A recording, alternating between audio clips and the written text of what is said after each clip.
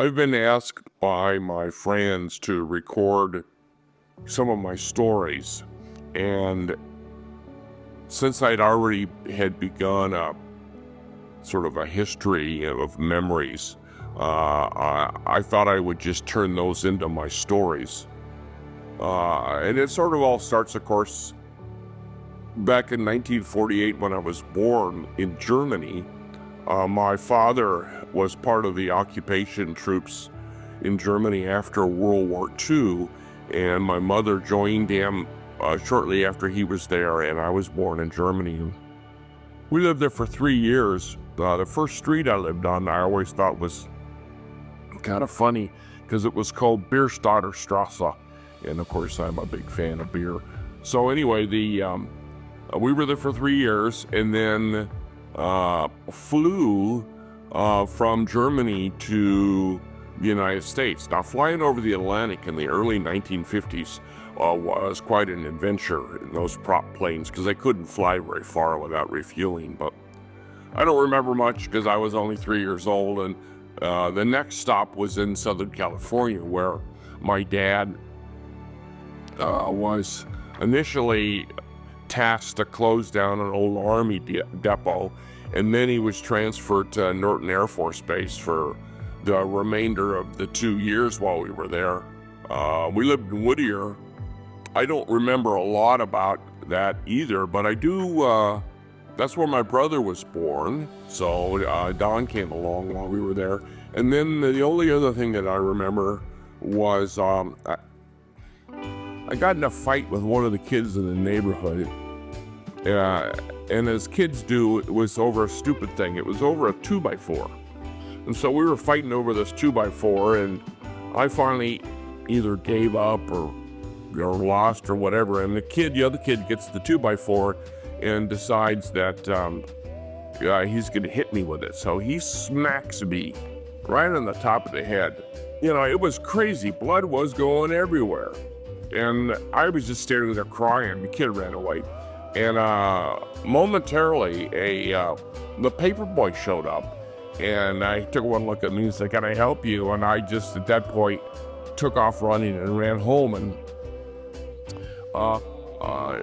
yelled, "Mama!" And of course, my mother took one look at me, blood everywhere, and it freaked her out. And she wanted to take me to the hospital.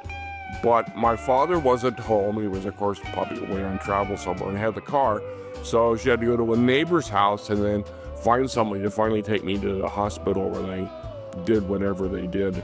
I still have a nice bump on that head, though, even today. You know, I don't remember a lot about school in Germany, but I do remember a few things.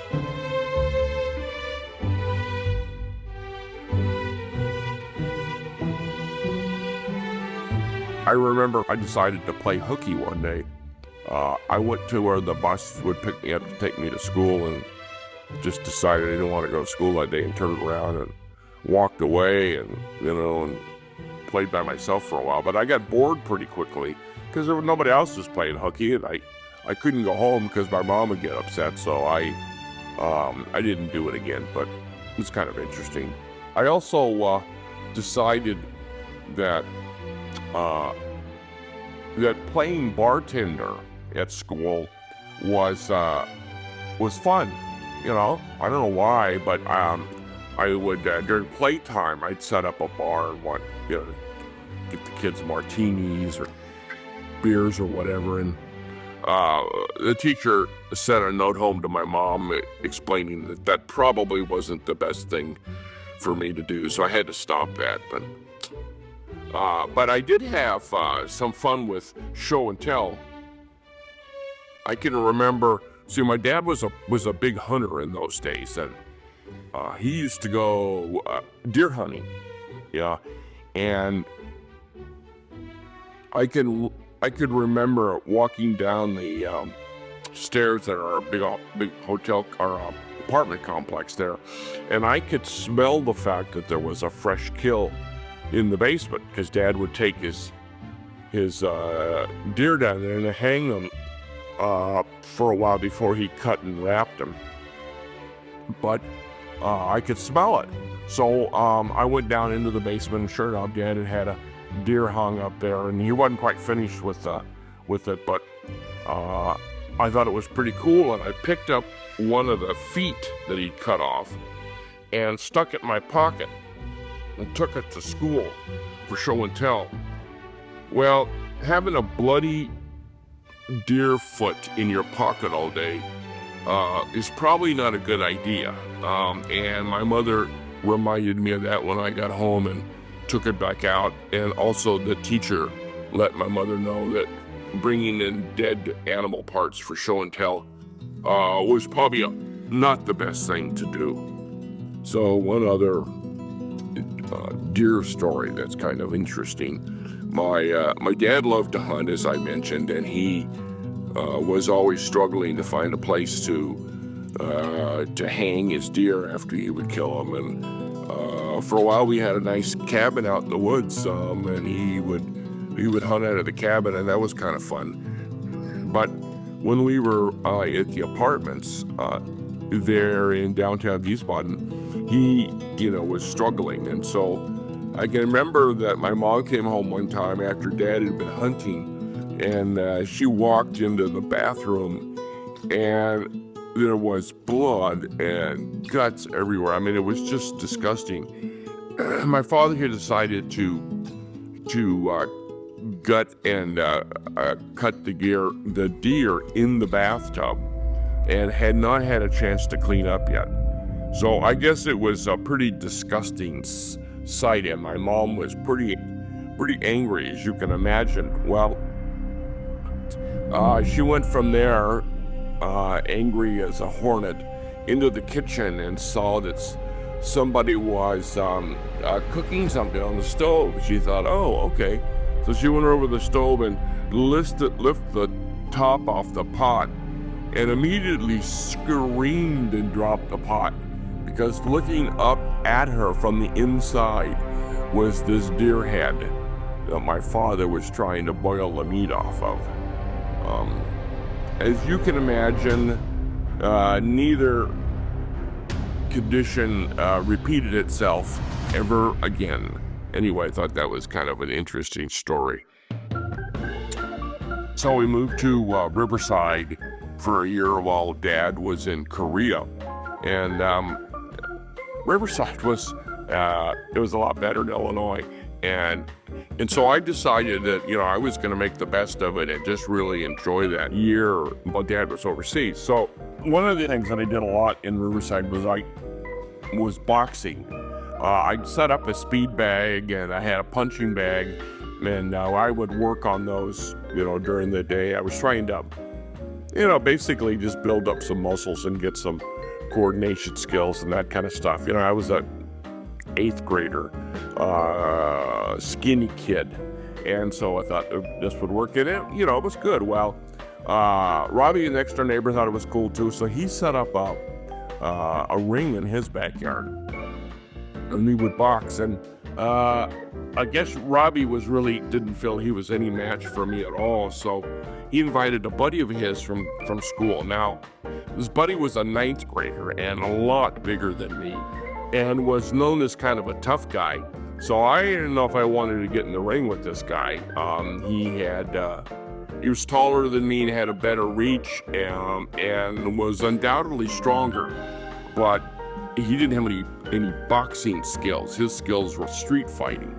So we got in there, and it didn't take very long, and I got in a couple of good hits, and he all of a sudden decided he'd rather not get hit. And I was chasing him around the ring. So the next day at school, he bragged to all these tough buddies that I was a good guy in the ring, and you probably want to stay away from me if you get in a fight. So that helped me have kind of an image there that kept people away, but it wasn't entirely successful.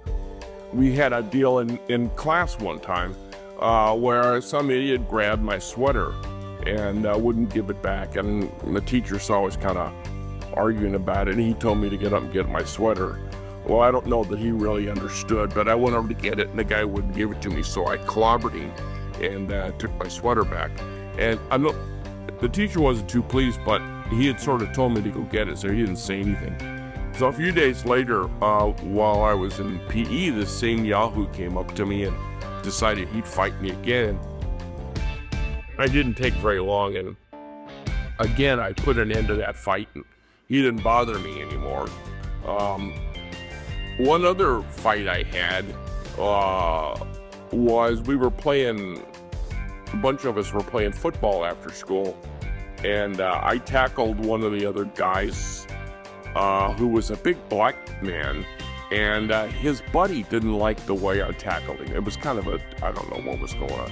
Anyway, so I ended up getting in a fight with the guy that I tackled, and we got at it pretty good. The fight was broken up by some other kids, some high school kids, but it was pretty obvious in my mind that I, won the fight. And it was later on when people would kind of mention it, I'd just say I'd go take the guy back out and do it again if we need to. And I just played the tough guy, and I didn't have any more trouble.